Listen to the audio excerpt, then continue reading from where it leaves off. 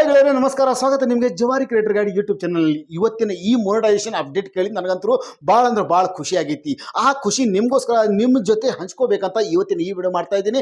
So video ಲಾಸ್ಟಿಂದ ನೋಡ್ರಿ, video ಭಾಳ interesting ಆಕೈತಿ. ಈ ಅಪ್ಡೇಟ್ನು ಕೂಡ ಭಾಳ ಇಂಟ್ರೆಸ್ಟಿಂಗ್ ಇದೆ. ಇವತ್ತು ಯಾವ ದಿನ ಇದೆ?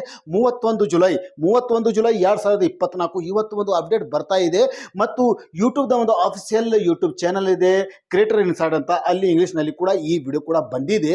ಅವರು ಕೂಡ ಅನೌನ್ಸ್ಮೆಂಟ್ ಮಾಡಿದ್ದಾರೆ. ಅದು ಯಾವ ಅಪ್ಡೇಟ್ ಇದೆ ನೋಡ್ರಿ. ಹೊಸ ಕ್ರಿಯೇಟರ್ ಆಗಲಿ ಹಳಿ ಕ್ರಿಯೇಟರ್ ಆಗಲಿ ಬಹಳಷ್ಟು ಒಂದು ತಪ್ಪುಗಳನ್ನು ಏನು ಮಾಡ್ತಾರಪ್ಪ ಅಂದ್ರೆ, ಯಾರ್ದಾದ್ರೂ ಒಂದು ಏನಾದರೂ ಅವ್ರ ಚಾನಲ್ ಮೊನೆಟೈಸ್ ಇದ್ರೆ ಅವ್ರಿಗೆ ರೀಯೂಸ್ ಕಂಟೆಂಟ್ ಅಥವಾ ಮಿಸ್ಲೀಡಿಂಗ್ ಮೆಟಾ ಡೇಟಾ ಅಂತ ಯಾವುದೇ ಒಂದು ಅಪ್ಡೇಟ್ ಪ್ರಕಾರ ಅವ್ರ ಚಾನಲ್ ಡಿಮೊನೆಟೈಸ್ ಆಗಿತ್ತು.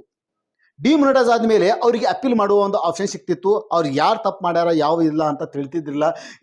ಅಪೀಲ್ ಮಾಡಿದ ಮೇಲೆ ಅಪೀಲ್ ರಿಜೆಕ್ಟ್ ಆದಮೇಲೆ ಅವರು 90 ದಿನಗಳ ಕಾಯಬೇಕಾಗಿತ್ತು.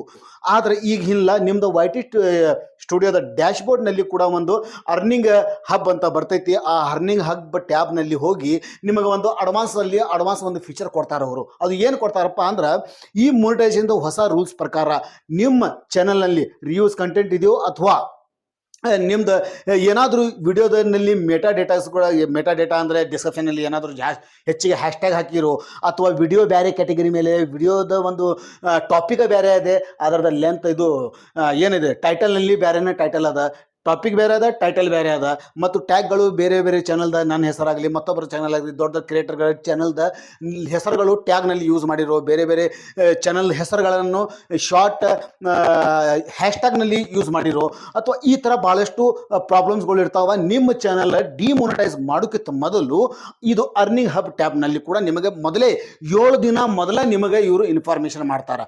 ಮೊದಲು ಏನಾಕಿತ್ತು, ಡೈರೆಕ್ಟಾಗಿ ನಿಮಗೆ ಬರೀ ಡಿಮೊನೆಟೈಸ್ ಮಾಡಿ ನಿಮ್ಮ ಅರ್ನಿಂಗ್ ಎಲ್ಲ ಬಂದ್ ಮಾಡಿ ನಿಮಗೆ ಒಂದು ಮೇಲ್ ಕಳಿಸಿದ್ರು. ಆಗಿಲ್ಲ. ಈಗ ನೀವು ಕೂಡ ಈ ಅರ್ನಿಂಗ್ ಟ್ಯಾಬ್ ಹಬ್ನಲ್ಲಿ ಹೋಗಿ ಕೂಡ ನೀವು ಎಲ್ಲ ಇದು ನೋಡ್ಕೋಬೋದು. ಮೊದಲ 7 ದಿನ ಮೊದಲೇ ನಿಮಗೆ ಇಲ್ಲಿ ಇನ್ಫಾರ್ಮೇಷನ್ ಮಾಡ್ತಾರೆ ಅವರು. ನಿಮ್ಮ ಚಾನಲ್ 7 ದಿನ ನಂತರ ನಾವು ಸಸ್ಪೆಂಡ್ ಮಾಡೋದೇವು ಅಂತ.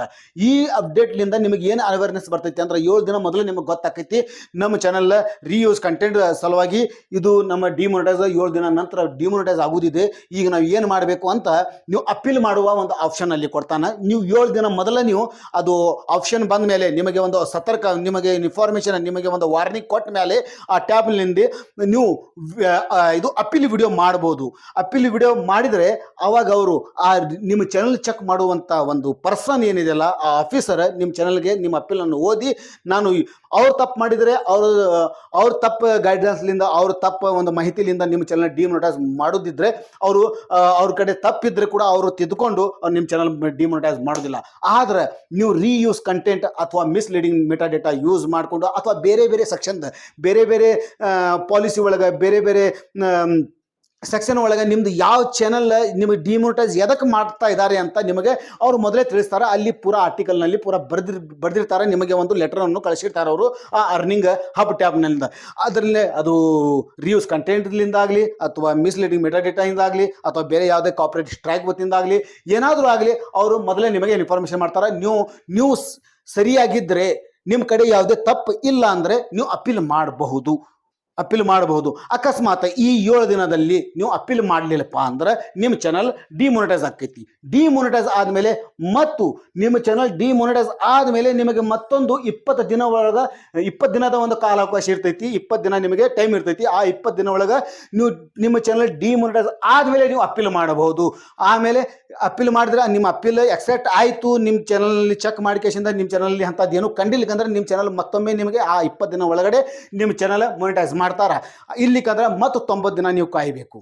ಈ ಥರ ಒಂದು ಹೊಸ ಅಪ್ಡೇಟ್ ಬರ್ತಾ ಇದೆ. ಯಾಕಂದರೆ ರೀಯೂಸ್ ಕಂಟೆಂಟ್ದ ಒಂದು ಇದು ರೋಗ ಇದೆಯಲ್ಲ, ಭಾಳ ಡೇಂಜರ್ ರೋಗ ಇದೆ ಯೂಟ್ಯೂಬ್ ಮೇಲೆ. ಒಬ್ಬ ಕ್ರಿಯೇಟರ್ಗೆ ಇದು ಭಾಳ ಅಂದ್ರೆ ಭಾಳ ಡೇಂಜರ್ ಇದು. ಅದಕ್ಕಾಗಿ ಹೇಳ್ತೀನಿ, ರೀಯೂಸ್ ಕಂಟೆಂಟ್ ಮಾಡೋದನ್ನು ನಿಲ್ಲಿಸ್ಬೇಡ್ರಿ. ರೀಯೂಸ್ ಕಂಟೆಂಟ್ ಮಾಡಬೇಡ್ರಿ. ಯಾವುದೇ ಮ್ಯೂಸಿಕನ್ನು ಯೂಸ್ ಮಾಡಬೇಡ್ರಿ. ಮತ್ತು ಚಾನಲ್ ಮೇಲೆ ಕ್ರಿಯೇಟರ್ ಆಗಿ ಕೆಲಸ ಮಾಡಿರಿ, ತುಡುಗರಾಗಿ ಕೆಲಸ ಮಾಡೋಕ್ಕೆ ಹೋಗಬೇಡ್ರಿ. ಅಥವಾ ನಂದೇ ಆಗಲಿ ಮತ್ತೊಬ್ಬರದಾಗಲಿ ಯಾರದೇ ಆಗಲಿ ಒಂದು ವಿಡಿಯೋ ತೊಗೊಂಡು ಯೂಸ್ ಮಾಡಿ ಅದಕ್ಕೆ ನಿಮ್ಮದು ವ್ಯಾಲ್ಯೂ ಅನ್ನು ಯೂಸ್ ಮಾಡಿರಿ. ಇಡೀ 10 ನಿಮಿಷದ ಒಂದು ವಿಡಿಯೋ ಬೇರೆ ಕ್ರಿಯೇಟರ್ ಅದ ಅದು ಎಲ್ಲ ಯೂಸ್ ಮಾಡಿಕೊಂಡು ನಾನು ಡೌನ್ಲೋಡ್ ಮಾಡಿಕೊಂಡು ಅದು ಕಲರ್ ಕರೆಕ್ಷನ್ ಮಾಡಿ ಒಂದು ಸ್ವಲ್ಪ ಎಡಿಟಿಂಗ್ ಮಾಡಿ ಹಾಕ್ತೀನಿ ಅಂದ್ರೆ ಅದು ರೀಯೂಸ್ ಕಂಟೆಂಟ್ನಾಗ ಬರ್ತೈತಿ. ಅಂಥ ತಪ್ಪುಗಳನ್ನು ಮಾಡಬೇಡ್ರಿ. ಇವತ್ತಿನ ಈ ಮೊನಿಟೈಸೇಷನ್ ಅಪ್ಡೇಟ್ ನಾನು ಕೇಳಿ ನನಗಂತೂ ಭಾಳ ಸಂತೋಷ ಆಗಿದೆ. ಯಾಕಂದರೆ ನನ್ನ ಚಾನಲ್ನಲ್ಲಿ ಕೂಡ ಏನಾದರೂ ತಪ್ಪುಗಳು ಆಗಿದ್ದಿದ್ರೆ ನಾನು ಮಾಡಿದಿದ್ರೆ ಅದು ಮೊದಲ ನನಗೆ 7 ದಿನ ಮೊದಲ ನನಗೆ ಆ ಅರ್ನಿಂಗ್ ಟ್ಯಾಬ್ನಲ್ಲಿ ನನಗೆ ಸಿಗ್ತೈತಿ. ಅರ್ನಿಂಗ್ ಹಬ್ ಟ್ಯಾಬ್ನಾಗ ನನಗೆ ಅಡ್ವಾನ್ಸ್ ಇನ್ಫಾರ್ಮೇಷನ್ ಮಾಡ್ತಾರೆ. ಆವಾಗ ನಾನು ಏನು ಮಾಡ್ತೀನಿ, ನನ್ನ ಚಾನಲ್ನಲ್ಲಿ ಏನಾದರೂ ತಪ್ಪುಗಳನ್ನು ಮಾಡಿದರೆ ಅದು ತಿದ್ದುಕೊಂಡು ನಾನು ಅಪ್ಪೀಲ್ ಮಾಡಬಹುದು, ಅಪ್ಪೀಲ್ ಮಾಡ್ತೀನಿ ನಾನು. ಈ ಥರ ಒಂದು ಎಲ್ಲರಿಗೂ ಸಿಹಿ ಸುದ್ದಿ ಅದ. ಅದಕ್ಕಾಗಿ ವಿಡಿಯೋ ಇಷ್ಟವಾದರೆ ದಯವಿಟ್ಟು ಒಂದು ಲೈಕ್ ಮಾಡಿರಿ, ಕಮೆಂಟ್ ಮಾಡಿರಿ. ಚಾನಲ್ ಮೇಲೆ ಹೊಸದಾಗಿದ್ದರೆ ದಯವಿಟ್ಟು ಸಬ್ಸ್ಕ್ರೈಬ್ ಮಾಡಿರಿ. ಸಿಗೋಣ ಮುಂದಿನ ಒಂದು ಒಳ್ಳೆ ವಿಡಿಯೋದೊಂದಿಗೆ. ಅಲ್ಲಿ ತನಕ ನಮಸ್ಕಾರ. ಜವಾರಿ ಮಂದಿಗೆ.